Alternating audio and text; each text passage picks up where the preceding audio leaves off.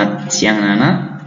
Sebelum kita mulai pembelajaran, terimalah salam dari Bapak. Namo Sayang Ibu Daya, Namo Buddhaya.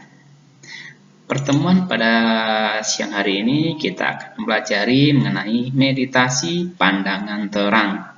Adapun subpokok bahasan dalam pembahasan kali ini adalah objek meditasi pandangan terang, rintangan dan kekeliruan dalam meditasi pandangan terang, praktik meditasi pandangan terang. Jadi sebelum kita mulai pelajaran, ada baiknya kita berdoa terlebih dahulu dalam hati masing-masing. Berdoa dimulai, berdoa selesai.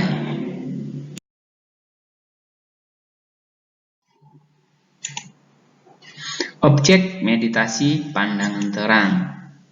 Jadi sebelum kita memahami apa itu objek meditasi pandangan terang, kita tahu dulu yaitu objek dasar ya dalam meditasi pandangan terang. Pada dasarnya dalam meditasi pandangan terang, objeknya itu ada 5 yang disebut dengan pancakanda, terdiri dari 4 nama dan 1 rupa. Kita akan membahas masing-masing dari 4 nama dan 1 rupa ya atau pancakanda. Oke, pancakanda atau 5 unsur kehidupan terdiri atas 1 badan jasmani disebut dengan kaya kanda, perasaan disebut dengan wedana kanda, pikiran disebut dengan sankara kanda, kesadaran disebut dengan winyana kanda, dan pencerapan disebut dengan sanya kanda. Jadi berhubungan dengan praktek meditasi vipassana, kita harus mengamati gerak-gerik nama dan rupa tersebut sehingga kita dapat melihat dengan jelas ya konteks anicca, dukkha dan anatta dalam setiap perubahan tersebut. Ya, sebelum kita memulai menerapkan objek pandangan terang, ya sebagai meditator harus memiliki ya, landasan perenungan atau vipassana satipatthana. Ya, adapun landasan perenungan tersebut adalah yang pertama, perenungan terhadap badan jasmani. Yang kedua, perenungan terhadap perasaan. Yang ketiga, perenungan terhadap pikiran. Dan yang keempat, perenungan terhadap fenomena. Apa ini perenungan? Yaitu kita menyadari ya, yang seperti yang Bapak bilang di atas, praktek meditasi vipassana, bahwa kita menyadari keempat landasan tersebut, menyadari gerak-geriknya, menyadari perubahannya, ya, menyadari kapan dia muncul, kapan dia berkembang, kapan dia tenggelam, menyadari bagaimana pengaruh perubahan tersebut terhadap keempat landasan yang kita miliki, yaitu berhubungan dengan jasmani, perasaan, pikiran, dan fenomena. Sebagai contoh, ketika dalam meditasi vipassana kita merasakan gatal, berarti kita harus merenungkan badan jasmani kita.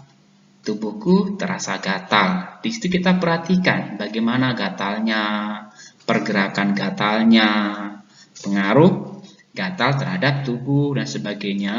Ya, kemudian kita pahami kapan dia mulai muncul, kapan dia mulai berkembang, kapan dia mulai lenyap. Di situ kita sadari, oh ternyata gatal itu tidak kekal karena nanti juga akan hilang. Gatal juga tidak bisa dipertahankan karena gatal adalah perubahan. Kita tidak bisa menyatakan, ayo gatal datang terus, ya masuk ke dalam diriku, tidak bisa ya karena gatal adalah proses dan anatta, bahwa gatal itu bukan milikku ya, bukan aku. Kenapa? Dia bisa datang dan pergi sesuai dengan kondisi yang ada. Demikian juga dengan perenungan yang lainnya. Nah, itulah objek meditasi pandangan terang, yaitu pada dasarnya adalah perenungan terhadap panca. Oke, selanjutnya kita akan mempelajari 4 kegiatan perenungan terhadap fenomena atau dhamma nupassana. Ya, tadi kita udah melihat ya bahwa perenungan tadi terbagi menjadi 4. Nah, yang keempatnya adalah kegiatan perenungan terhadap fenomena. Kita akan mempelajari fenomena apa saja yang muncul yang harus kita sadari. Jadi pada dasarnya 4 kegiatan perenungan terhadap fenomena adalah: pertama, perenungan fenomena terhadap pancakanda itu sendiri, yaitu bagaimana reaksi, perubahan, keberlangsungan dari perubahan yang terjadi pada pancakanda. Yang kedua ya adalah perenungan terhadap 6 landasan indera. Ya, perenungan terhadap 6 landasan indera. Jadi pancakanda itu kan landasannya atau objeknya. Sedangkan landasannya adalah ada 6 ya. Yaitu landasan penglihatan, yaitu mata. Jadi ketika mata melihat sesuatu, kita menyadari bagaimana prosesnya, bagaimana perubahannya, ya, terusan pengaruhnya bagi diri kita. Kita menyadarinya, hanya menyadari, bukan memerintah atau mengatur, ya. Bahkan bereaksi. Yang kedua, landasan pendengaran, yaitu telinga. Jadi dalam meditasi mungkin kita mendengarkan sesuatu. Jadi di sini kita menyadari apa yang kita dengarkan, bagaimana reaksi tubuh kita terhadap pendengaran, dan tindak lanjut dari tubuh kita, apakah muncul rasa takut, rasa terlena, dan sebagainya. Kita hanya menyadari, bukan mengatur, ya. Ketika muncul rasa takut, sadari bahwa saya sedang takut, tapi bukan takut yang sebenarnya, atau kemudian kita selesai meditasi, bukan. Kita harus menyadari rasa takut tadi. Dan landasan selanjutnya adalah pengecapan, ya. Ketika dalam meditasi, entah kita merasakan bagaimana kondisi pengecapan kita. Mungkin ada reaksi atau teringat sesuatu yang mungkin rasanya enak, rasanya pahit, dan sebagainya. Kita sadari perubahannya, pengaruhnya bagi diri kita, dan sebagainya. Itu kita sadari sampai rasa tadi hilang dan berganti dengan yang lainnya. Landasan penciuman, yaitu hidung, bagaimana kita mencium bau, ya, terus pengaruhnya bagaimana terhadap diri kita, ya, efeknya, ya kan. Di sini kita hanya menyadari saja, tidak bereaksi. Yang selanjutnya kelima, landasan sentuhan, yaitu kulit. Jadi ketika kita bermeditasi, mungkin kulit kita menyentuh atau bersentuhan dengan sesuatu. Bagaimana reaksi diri kita, pikiran kita, ya kan, pengaruhnya bagaimana?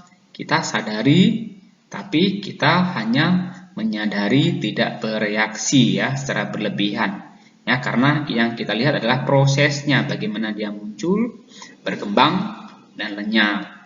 Yang keenam adalah landasan kesan-kesan atau bentuk pikiran, yaitu landasannya adalah otak. Bagaimana ketika kita sedang bermeditasi muncul berbagai macam ide-ide, pengalaman, harapan, ya, yang muncul. Itu kan banyak sekali yang muncul. Jadi di situ kita hanya menyadari bagaimana prosesnya, mengapa dia bisa muncul, bagaimana perkembangannya, dan bagaimana hilangnya dan berganti dengan bentuk kesan-kesan atau pikiran yang lainnya. Kita hanya menyadari dari keenam ini mana yang paling dominan, kemudian berubah kepada bentuk dominan lainnya. Itu kita sadari secara terus-menerus sampai meditasi selesai. Selanjutnya, perenungan terhadap 7 faktor penerangan agung atau sata bojanga. Yang pertama, kita harus menyadari, ya, timbul perhatian atau kesadaran mengingat. Jadi pada dasarnya dalam meditasi vipassana, kita harus memunculkan atau menimbulkan perhatian atau kesadaran mengingat. Makanya kita akan selalu mengingat ketika muncul suatu fenomena, ya kan? Setelah kita muncul, diperhatikan terus sampai kita betul-betul bisa melihat dengan jelas perubahan yang muncul. Yang kedua, dalam meditasi vipassana kita juga harus memunculkan penyelidikan dhamma yang mendalam. Jadi ketika muncul suatu fenomena, ya, atau objek dalam bermeditasi, kita harus menyelidikinya. Misalnya mengapa objek ini muncul, bagaimana perkembangannya, bagaimana pengaruhnya, efeknya bagi tubuh kita itu bagaimana, dan sebagainya. Kita menyelidiki sedemikian rupa sampai timbul suatu pemahaman atau pandangan jelas. Yang ketiga, kita harus memunculkan atau menimbulkan semangat. Jadi kadang dalam meditasi mungkin ada rasa bosan, ingin cepat berhenti, takut, gelisah, dan sebagainya. Maka di sini kita harus memunculkan semangat yang luar biasa. Ya, misalnya saya bertekad bermeditasi vipassana 1 jam, maka selesaikanlah itu dalam waktu 1 jam. Ya, jangan karena muncul kebosanan kita kemudian selesai. Jadi kita tetap bersemangat. 4, ya, yang keempat adalah memunculkan kegiuran atau rasa kegembiraan yang mendalam terhadap kegiatan meditasi kita. Jadi ketika meditasi vipassana pasti muncul fenomena. Jadi kita jadikan sebagai bentuk kegiuran. Oh, muncul ini. Oh, apalagi yang akan muncul selanjutnya ya. Jadi kita menanti-nanti apa yang muncul setelah suatu fenomena lenyap ya. Jadi muncul kegiuran, bukan malah ketakutan ataupun memberhentikan kegiatan meditasi.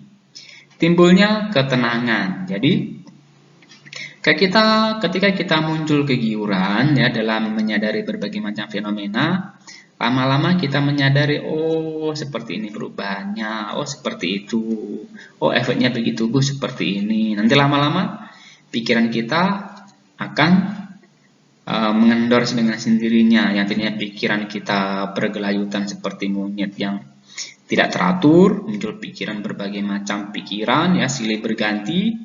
Ini lama-lama pikiran makin lama makin mereda, makin sederhana.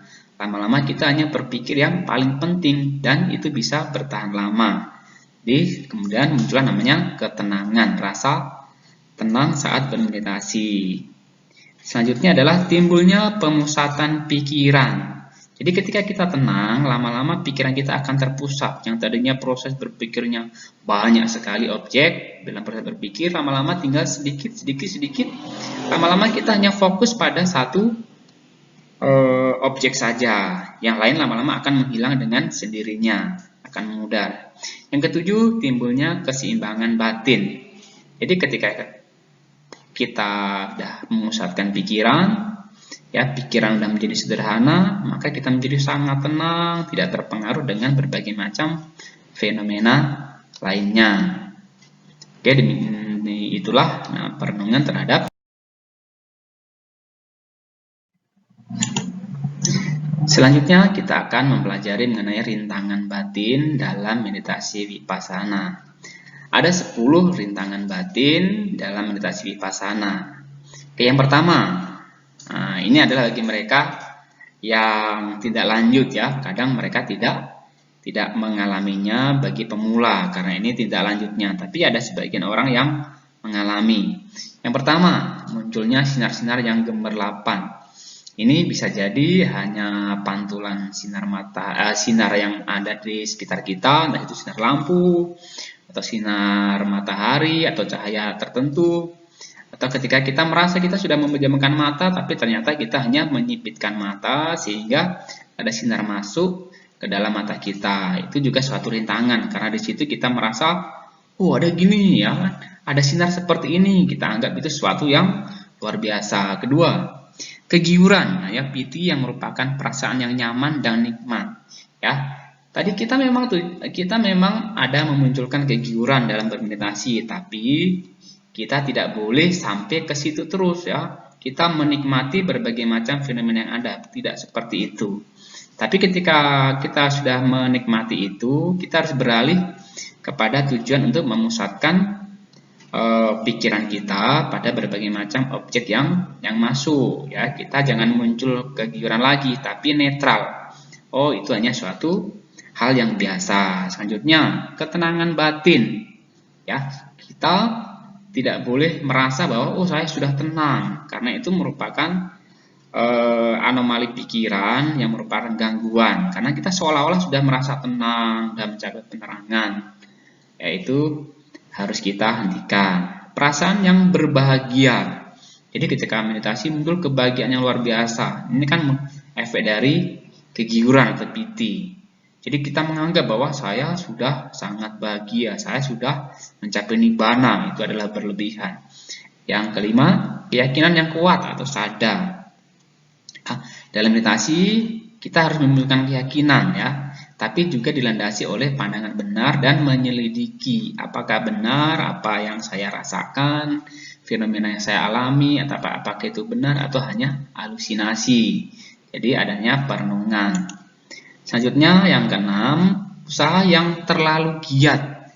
Jadi ketika muncul rasa bahagia, kita ingin selalu bermeditasi. Itu tidak dibenarkan karena sebagai umat awam masih banyak kegiatan lain yang harus kita kerjakan. Jadi makanya usahakan kalau memang jam 10 malam meditasinya, lakukan jam 10 malam. Jam 5 pagi meditasinya, lakukan jam 5 pagi. Seperti itu saja sudah cukup. Ya butuh 2 jam sudah cukup. Jangan ketika muncul keinginan meditasi langsung meditasi, tidak seperti itu. Tuh ya. Terus yang ketujuh, ingatan yang tajam. Jadi ini merupakan juga gangguan. Kita merasa, oh saya bisa mengingat masa lampau. Oh saya bisa merasakan sesuatu yang akan datang. Itu bukan tujuan dari vipassana. Kita menyadari bahwa itu adalah hal yang harus kita hindari. Yang kedelapan, pengetahuan. Nah, ketika meditasi kita merasa kita orang hebat, pengetahuan kita sangat banyak, ya sehingga kita menjadi sombong. Itu yang tidak boleh. Ya, pengetahuan hanya pengetahuan, itu merupakan nilai lebih, nilai tambah. Tapi intinya di sini kita adalah mempraktekkan meditasi, ya kan? Karena semakin kita banyak bermeditasi, maka akan muncul pengetahuan-pengetahuan lainnya. Kesembilan, keseimbangan batin.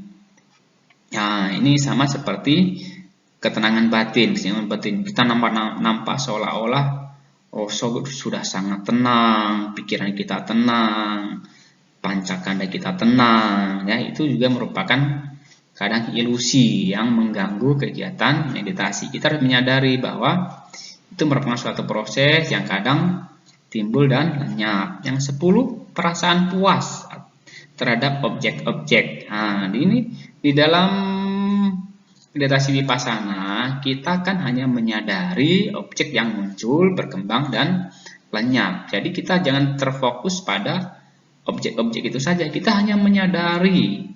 Ya, tidak boleh kita menikmati yang berlebihan. Bahkan kita, oh saya sudah sampai sini, saya merasa puas. Ini tidak benar. Jadi meditasi dilakukan terus-menerus setiap harinya, ya. Tidak boleh membutuhkan rasa puas, karena apa? Pengetahuan akan semakin bertambah kalau kita sering bermeditasi. Inilah rintangan batin yang harus kita hilangkan dalam meditasi vipassana. Oke ya, selanjutnya kita akan melanjutkan materi mengenai kekeliruan dalam meditasi pandangan terang atau Vipalassadhamma. Ada 4 macam kekeliruan dan cara penanggulangannya. Oke, yang pertama, kekeliruan dari pencerapan pikiran dan pandangan yang menganggap suatu yang tidak cantik sebagai yang cantik. Jadi kadang pikiran kita dipenuhi oleh kamuflase, ya, karena namanya bentuk itu relatif. Bagi orang nampak cantik, bagi orang lain nampak jelek. Kekeliruan ini kita harus hilangkan, tanggulangi dengan menyadari bahwa tubuh hanya sekedar tubuh, ya bukan aku, bukan milikku. Ya kan, tubuh hanya gabungan. Jadi kita tidak boleh menganggap, oh saya sudah sangat cantik, dia jelek dan sebagainya. Itu tidak boleh. Makanya kita harus merenungkan tubuh hanya sebagai sarana bagi kita untuk melaksanakan kegiatan sehari-hari dan melaksanakan kebajikan.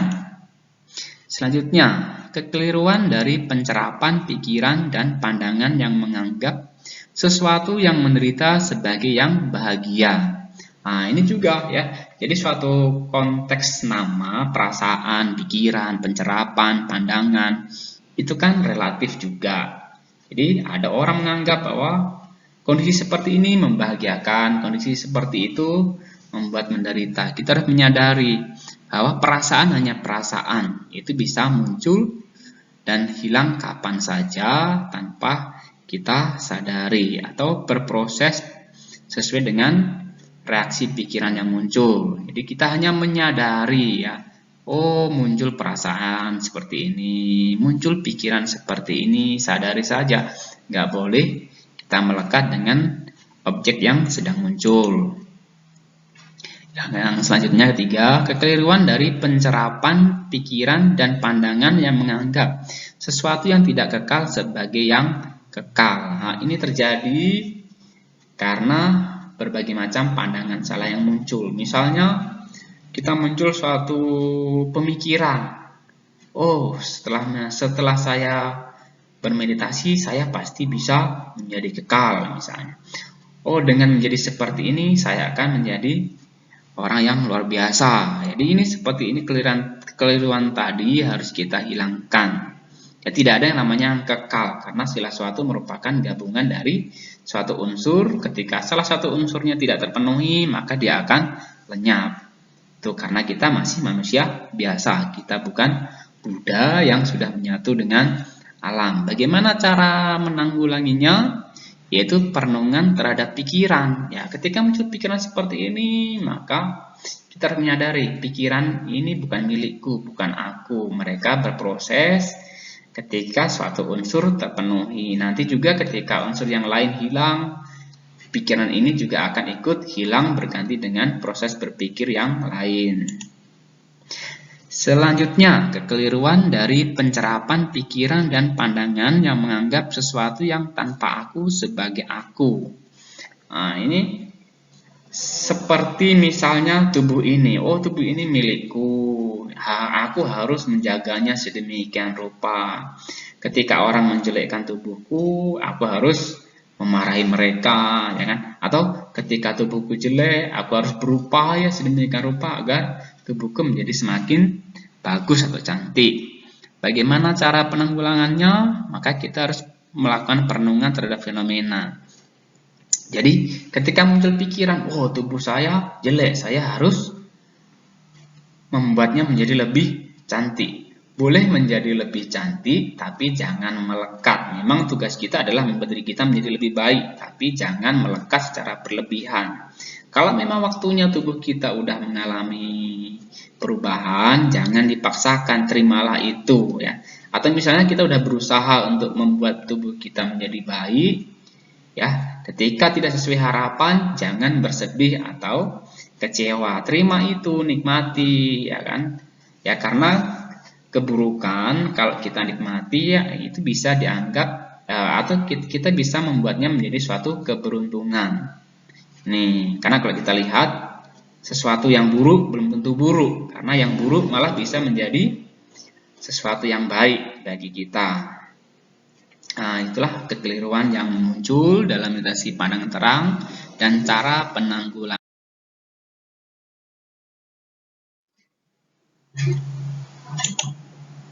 Oke, selanjutnya kita akan belajar mengenai tahapan persiapan praktik meditasi pandangan terang.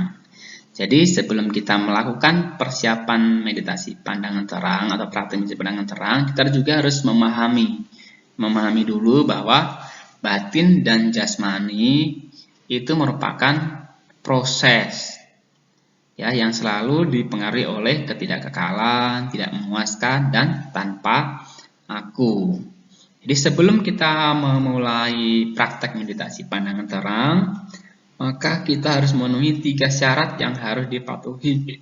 Yang pertama, berdiam di tempat pelatihan di bawah bimbingan seorang guru. Ya. Meditasi pandangan terang itu tidak bisa dilakukan sendiri kalau kita belum paham atau belum ahli. Jadi kita butuh bantuan guru untuk membimbing kita dalam melihat atau memahami fenomena yang muncul. Yang kedua, menjaga ketajaman 6 indria sehingga berada dalam keadaan baik. Jadi dalam meditasi vipassana kita kan melihat proses. Jadi dalam melihat proses kita akan muncul atau melihat atau merasakan berbagai macam fenomena. Bagi kita yang belum sanggup, mungkin kita akan terpengaruh dengan fenomena tadi. Misalnya kalau yang baik kita kemudian melekat, kalau yang buruk muncul ketakutan. Dengan adanya guru maka kita akan dibimbing menjadi bersikap netral, tidak terpengaruh dengan perubahan tadi. Yang ketiga, menjaga pikiran supaya terkonsentrasi pada 4 macam perenungan. Nah, tadi kan udah kita bahas mengenai 4 macam perenungan. Jadi, tugas seorang meditator hanya berkonsentrasi terhadap 4 macam perenungan tersebut. Kan, selanjutnya, kegiatan yang harus dihindari. Yang pertama, menyibukkan diri dengan berbagai kegiatan. 2. Banyak tidur sehingga mengendorkan usaha. 3. Banyak bicara, mengobrol dengan teman-teman sehingga kurang menyadari gerak-gerik jasmani dan pikiran. 4. Merasa senang dengan orang banyak dan bukan dalam kesunyian. Yang kelima, tidak mengendalikan dengan baik 6 pintu indria. Yang keenam, makan berlebihan, kurang bisa mengurangi makan sehingga menimbulkan kantuk dan kemalasan. Yang ketujuh, gagal untuk menyadari kegiatan pikiran sewaktu pikiran berada di dalam suatu gagasan. Inilah tahapan persiapan praktek meditasi.